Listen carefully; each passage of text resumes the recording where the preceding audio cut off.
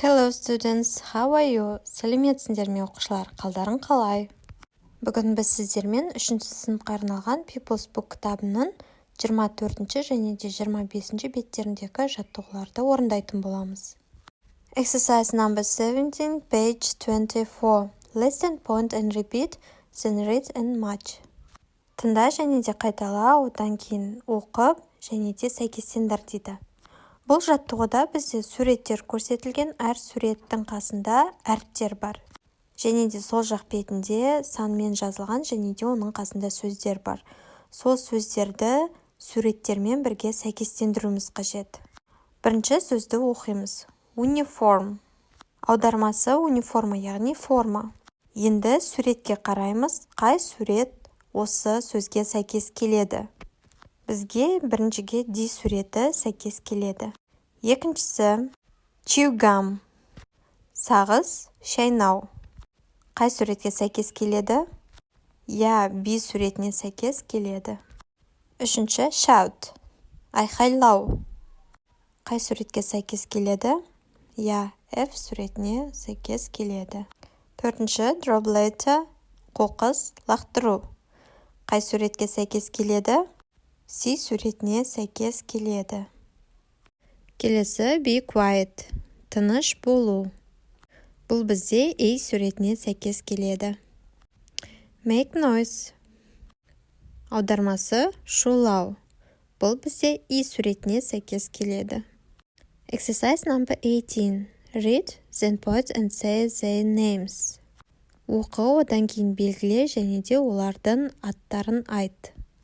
Бұл жерде бізде ереже айтылған The children were at the park yesterday. Бұл сөйлемде past simple қолданылған, яғни өтіп кеткен уақыт.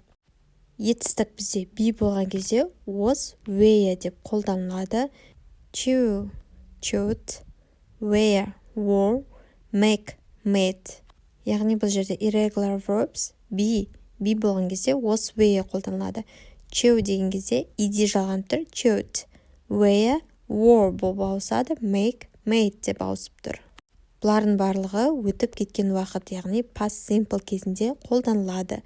Yesterday дегеніміз бізде кеше. Енді сөйлемнің өзін оқимыз. Look at the children at the park yesterday.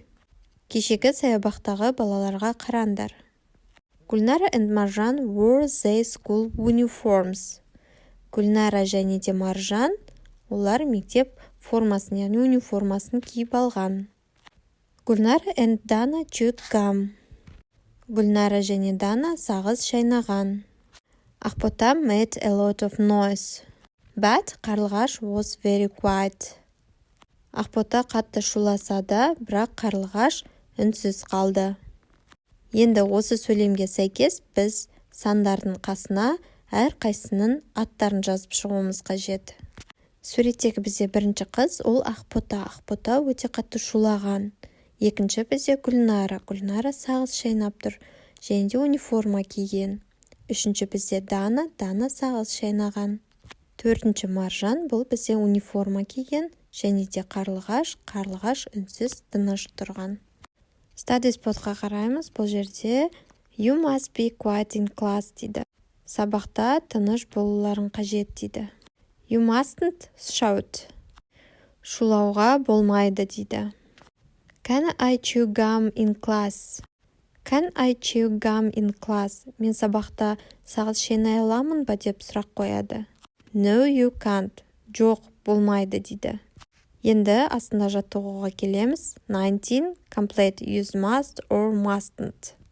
Бұл сөйлемнің тапсырмасы бойынша must немесе mustn't дегенді қоюымыз қажет. Яғни must дегеніміз болады деген, ал mustn't болмайды. Енді бірінші сөйлемді оқиық. Бұл жерде you mustn't watch TV all the time. Саған барлық уақыт бойы телевизор көруге болмайды. Бұл жерде яғни болмайды mustn't болып тұр. Енді екінші сөйлем. You must listen to your teacher. Сен мұғалімді тыңдау керексің. You mustn't drop litter in the street. Қоқысты көшеге тастауға болмайды дейді. Тастама дейді. Төртінші, you must drink milk every day. Сен күніге сүт ішу керексің. Бесінші, you mustn't eat in class. Саған сыныпта тамақ жеуге болмайды. You mustn't play in the rain. Саған жаңбыр жауған кезде ойнауға болмайды. Exercise number 20, page 25. Let's play, ойнайық. Ұл бала суретте what's the rule деп сұрап тұр. Бұл қандай ереже? Қыз жауап беріп жатыр. We mustn't eat in class. Бізге сыныпта тамақ жеуге болмайды. Ол жауап беріп жатыр. That's right. Өте дұрыс. Exercise number 21. Talk with your friend. Өзіңнің досыңмен сөйлес. 21-ші жаттығуда біз берілген сөздермен досымызға сұрақ қоюымыз қажет, және де досымыз бізге жауап беру қажет. Біріншісі, яғни Can I watch TV tonight? Бірінші, яғни маған телевизор көруге болады ма деп сұрап тұр. No, you can't. Жоқ, болмайды. Екіншісі, Can I eat your sandwich? Сенің бутербродыңды жеуіме болады ма? No, you can't. Жоқ, болмайды. Үшінші, Can I play your violin? Yes, I can. Сенің скрипкаңда ойнауыма болады ма? Я, болады. Келесі, Can I jog in your room? Сенің бөлмеңде жүгіруіме болады ма? No, I can't. Жоқ, болмайды. Can I wear your scarf? Сенің шарфыңды киюіме болады ма? Я, болады. Алтыншы, Can I shoot in the garden? Бақшада айқайлауыма болады ма? Yes, you can. Я, болады. Осы секілді әпкеңе немесе ағаңа, достарыңа сөйлем құрастырып, сұрақ қоюға болады. Осымен біздің бүгінгі тақырыбымыз аяқталды. Goodbye.